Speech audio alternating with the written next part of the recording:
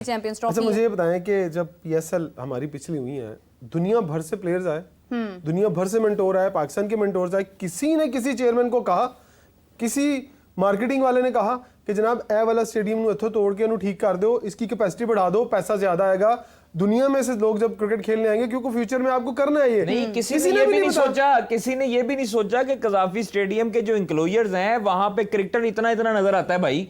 Collector नजर ही नहीं आता, यूं है ऊपर वाले को तो नंबर नहीं नजर आ रहा होता शर्ट का। हम जब फॉरेन बिल्डिंग में होते हैं तो यकीन करें मोबाइल से जूम करके देख रहे होते हैं कि ये शर्ट का नंबर क्या है। और मुझे पता है कि जो आपका कजाफी स्टेडियम और आपका दुबई स्टेडियम आप देख लो, शारजा स्टेडियम देख लो, उधर ऐसे लगता है जैसे आपके ये 2 कदम के फासले अगर कोई आइडियल स्टेडियम बना है ना दुनिया में अब तक, वो दुबई स्टेडियम, वो दुबई क्रिकेट स्टेडियम है। और ये उसी फॉर्मेट की आपको झलक नजर आएगी, मैं आज आपको बता दूं। ये भी इधर इस्लामाबाद में बनेगा, इस्लामाबाद में वो दुबई तर्ज का। अच्छा दुबई का हम थोड़ा सा एक ब्रीफ कर दें कि क्यों जबरदस्त आर्किटेक्ट है वो। आप बैठे हैं अगर फॉरेन पे बिलफर्स, तो आपको पवेलियन एंड पे बैठा हुआ बंदे की शक्ल नजर आएगी। ये कैसा डिजाइन किया उस बंदे ने, मतलब मुझे समझ से बाहर है। और प्लेयर्स की तो आती है नजर आपको, सामने इंक्लोजर पे सामने जो ऑपोजिट डायरेक्शन में होगा उसकी शक्ल भी नजर आएगी। इन सारी चीजों के बावजूद फिर मैं ये कहूंगा कि स्टेडियम बनाने में जल्दी कर दी, आधा अधूरा नहीं बनाना चाहिए था, स्टेडियम पूरा नया बनाना चाहिए था। ये बहुत बड़ी गलती कर दी। सारे स्टैंड्स नए बन रहे, मतलब अभी तो आपने आधा हिस्सा तोड़ा ना, अभी तो आधा है। ये अगर हम चैंपियंस ट्रॉफी के लिए वेट कर लेते ना, चैंपियंस ट्रॉफी फायदा क्या, फिर किसके लिए बनवाने आप? हम क्या, हमारे पास इवेंट नहीं आने थे, सीरीज नहीं आनी थी, पीएसएल नहीं होते यहाँ पर। अभी हमारा मेन इवेंट तो चैंपियंस ट्रॉफी ही है ना। इमरान यहाँ पे अगले दिन पता नहीं होता कि चेयरमैन ने आना है कि नहीं आना। आपको याद है रात को रमीज राजा बैग लेके घर गए हैं, सुबह भूल दे रहे थे सलमान नसीर और उस्मान वाला नजम सेठी साहब को, याद है आपको? यही लोग, आपको पता है ये जो वो करके जा रहे हैं, फिर भूल देंगे। मैं आपको फिर ये जो करके जा रहे हैं ना, ये हिस्ट्री बना के जा रहे हैं। ये आने वाले वक्त में हमने बताना है कि ये मोहसिन नकवी साहब का अल्लाह भला करे जो ये हमें स्टेडियम दे गए। आज मैं मोहसिन नकवी साहब को कहूंगा कि अल्लाह ने आपको ताकत दी है, आपको पावर दी है। आज पाकिस्तान क्रिकेट बोर्ड का आइन खोलें, उसके आइन को पढ़ें, किसी से पढ़वाएं और देखें कि कहाँ कहाँ चोरियों के क्लॉजेस मौजूद हैं, कहाँ कहाँ से खांचे मौजूद हैं, उन खांचों को बाहर निकालें और पूरे आइन को चेंज करें। अगर आज मोहसिन नकवी ये ना कर पाए तो मेरी बात आज लिख लीजिएगा, पाकिस्तान की क्रिकेट इस तरह तबाह होगी कि आप जिम्बाब्वे से हर सीरीज हारेंगे, आप बांग्लादेश से हर सीरीज हारेंगे। नहीं, वो तो बेहतरी की कोशिश कर रहे हैं ना, चले वो अच्छा है, वो बेहतरी कोशिश कर रहे हैं। उन्होंने खुद भी अपने तौर पे, इमरान अपने तौर पे, जाती तौर पे, जो हमने परसों खबर मेरे ख्याल में दी है या कल खबर दी है कि उन्होंने 26 जो एनालिस्ट थे ना डोमेस्टिक के, जो टोटल ओवरऑल एनालिस्ट थे, वीडियो एनालिस्ट थे, डाटा एनालिस्ट थे, उनके बारे में ना उनको किसी ने खबर दी कि भाईजान इसमें तो सिफारशी टोले हैं और इनमें तो नकारा लोग बैठे हैं, नाअहल लोग बैठे जिनको डाटा एनालिस्ट, डाटा का पता ही नहीं कि इकट्ठा कैसे करना है, वीडियो का पता ही नहीं कि इस वीडियो पे कैसे बोलना है, कैसे प्लेयरों को समझाना है।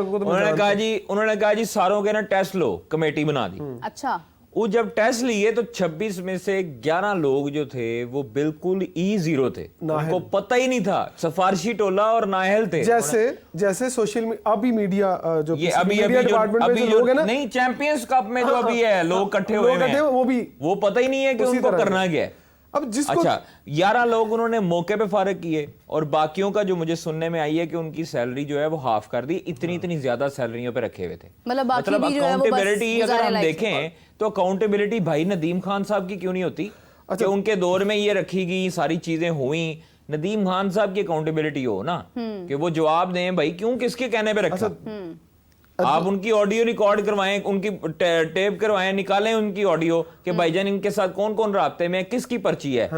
जो एनालिस्ट है, जो 11 एनालिस्ट फारिग हुए हैं, वो जिस बंदे ने रखे हैं उस HR के बंदे को भी फारिग करना चाहिए, जिसकी सिफारिशों पे आए हैं उस बंदे को भी फारिग करना चाहिए। दूसरी बात, सही बात, एक और चीज, अब आपने इब्तिदा में कहा था कि चैंपियंस कप क्यों कैंसिल होने लगा था। अच्छा, अब जो मेंटोर्स आ गए मोहसिन नकवी साहब ने खुद रखे, उसके अंदर किसी का भी कोई अमल दखल नहीं है, राइट। टीमों को सिलेक्ट किया, वो डोमेस्टिक डायरेक्टर क्रिकेट ने मिलके अपनी टीम के साथ वो टीमें बनाई। अब जो कोचिंग स्टाफ है वो किसने रखा? डोमेस्टिक डायरेक्टर क्रिकेट नहीं, अपनी वो जो मुशावरत के साथ रखा। जब उनको ये पता चला कि जनाबे वाला यहाँ तो पाकिस्तान क्रिकेट बोर्ड से रिटायर कोचेस को लगा दिया गया साथ, मोहतशिम रशीद, उनके भाई, और वो बॉलिंग कोच मजीद जो कि पाकिस्तान फील्डिंग कोच जो कि पाकिस्तान टीम के साथ पिछले 10 साल से हैं और पाकिस्तान टीम की फील्डिंग चेक कर रहे हैं, और वो क्या करने लगे हैं, पाकिस्तान टीम के फ्यूचर को एज ए फील्डिंग ट्रेनिंग देंगे। और भाई जिन्होंने पुराने का बेड़ा गर्क कर देता है वो नयों को क्या करेंगे, वो नयों का भी बेड़ा गर्क करेंगे। तो आप इनसे क्यों जान नहीं छुड़ाते। और ये बात जब मोहसिन नकवी साहब को पता चली कि जो कोचिंग स्टाफ मेरिट से हटकर रखा गया है, पहले तो उनको ये बताया गया कि जनाब आपकी जो टीमें बनी है ना वो भी सारे सिफारशी हैं। तो जब उन्होंने पता कराया अपने राइट लेफ्ट से, उनको ये टीमों के अंदर 50 लड़के सिफारशी हैं, वो परेशान हो गए। फिर उन्हें बताया कि जो कोचिंग स्टाफ रखा है वो भी सिफारशी आधा, और परेशान हो गए। उन्होंने कहा यार ये तो फिर मुझे ख़त्म करना पड़ेगा। फिर उन्हें किसी ने समझाया कि सर इसको ख़त्म ना करें, अब ये बहुत ज़्यादा हाइप बन गई है, तो अगर आप इसको ख़त्म करेंगे तो ये आपके नेगेटिव जाएगा, क्योंकि उसमें सब ने अपना आप भी तो दिखाना ना, हमने ये कर दिया, ये फिर वो सवाल याद आ गया मुझे याकूब साहब का जो डॉन के साफी हैं कि सर आप यू टर्न लेते हैं। हाँ। तो मोहसिन नकवी साहब ने शायद इसलिए वो डिसीजन नहीं लिया कि वो फिर यू टर्न ले लेंगे, तो इसलिए उन्होंने कहा कि चल यार अब ये हो रहा है तो इसको होने दो। अच्छा, ये कोचेस की जरूरत क्या है जब आपने मेंटोर्स लगा दिए हैं, सकलैन मुश्ताक हैं, वकार यूनुस हैं, क्यों? तो फिर पैसे किस बात के हैं? पैसे सिर्फ इसको इतने भी नंबर पे भेज दो यार तुम। तो कप्तान की क्या जिम्मेदारी है? नहीं, वो कप्तान तो चले ग्राउंड में मशवरा करेगा ना, या वो साइड लिख के देगा। हालांकि साइड पाकिस्तान के कल्चर में साइड भी कप्तान नहीं लिख के देता, साइड में भी इनपुट होता है कोचेस का, जरा मैनेजर को पूछ लो, जरा मेंटोर को पूछ लो। हालांकि 100% ये इख्तियार कप्तान का है कि उसको अपने 15 में से 11 कौन से खिलाने हैं, वो किसी को पूछने का मजाज नहीं है, साइन उसने करने हैं, क्योंकि हार भी उसी के खाते में जानी है, कोच के खाते में नहीं जानी।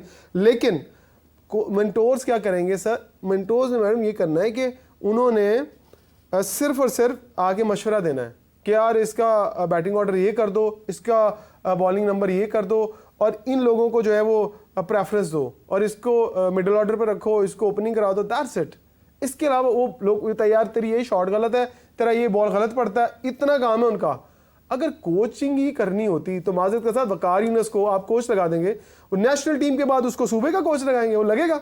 यहाँ तो किसी को कह दो ना अंडर 19 का नेशनल टीम का कोच लग जाओ, कहेगा वही मैंने 10,000 रन किए, आप मुझे अंडर 19 का कोच। यहाँ पे तो अंडर 19 का इवेंट उन्होंने कैंसिल करवा दिया है। आपको पता है इंडिया में की बातें करते हैं बैठ के। एक सवाल, शुएब मलिक साहब राहुल द्रविड़ के बारे में सवाल किया जब सोहेल साहब ने, बड़े सीनियर साहब सोहेल इमरान साहब ने, और उनको उन्होंने आगे से जवाब दिया, आपको पता है राहुल द्रविड़ कितने पैसे लेता है? तो भाईजान अगर मैं आपको कहूँ कि आना जरा लाहौर की 1 साल कोचिंग करें या अंडर 19 टीम के साथ एक टूर करके आए साल का, तो शुएब मलिक साहब आपको दंदल पड़ जानी है। आपने कहा नहीं नहीं नहीं, मेरा स्टैंडर्ड है कि मैं अंडर 19 की टीम की कोचिंग करूँ, आप कभी भी नहीं जाएंगे। तो आप माजरत के साथ, आपको आज मैं ऑन एयर कह रहा हूँ कि आप साफियों को इस तरह के जवाब देने छोड़ दें, आप पहले स्टैंडर्ड पे आ जाए कि आप राहुल द्रविड़ जैसे कोच बन सकते हैं, तो फिर आप किसी को जवाब दें कि वो पैसे लेता है। पैसे भी बंदों को दिए जाते हैं भाईजान, किसी वजह से रेलू को पैसे नहीं दिए जाते, वो कुछ बनाते हैं तो उनको दिए रहते हैं। कादिर, अगर हम वुमेन्स क्रिकेट की बात करें ना इंडिया में, मुझे अभी पता चला रिसेंटली कि वहाँ पे एक 9th क्लास की बच्ची ने 3 दिन में 75 लाख रुपया इंडियन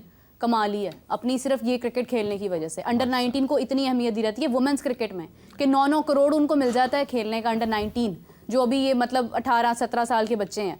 तो आप ये देखिए कि हमारे यहाँ पर अंडर 19 का जो एक इवेंट होना था वही आपने कैंसिल कर दिया कि आपको चैंपियंस कप तैयार करना है, उसके लिए आपको लोग करना है, पोस्टपोन हो गया ना। तो अब वो बच्चे जो हैं वो साथ तालीम भी हासिल कर रहे हैं, अपनी जाती मसरूफियात में भी हैं। जरूर है सेटबैक, इसलिए है कि देखें एक रोज हो गया हुआ था उनका जो अंडर 19 के रीजन, ये सबसे बड़ी, ये कई प्लेयर्स ने सेंचुरियां कर ली थी, वो किसी खाते भी नहीं, सेंचुरियां कर ली थी, खत्म, किसी ने 5 आउट किए होंगे, खत्म। तो ये चीजें मुनासिब नहीं है कि आप एक चलते टूर्नामेंट को कैंसिल करें। अब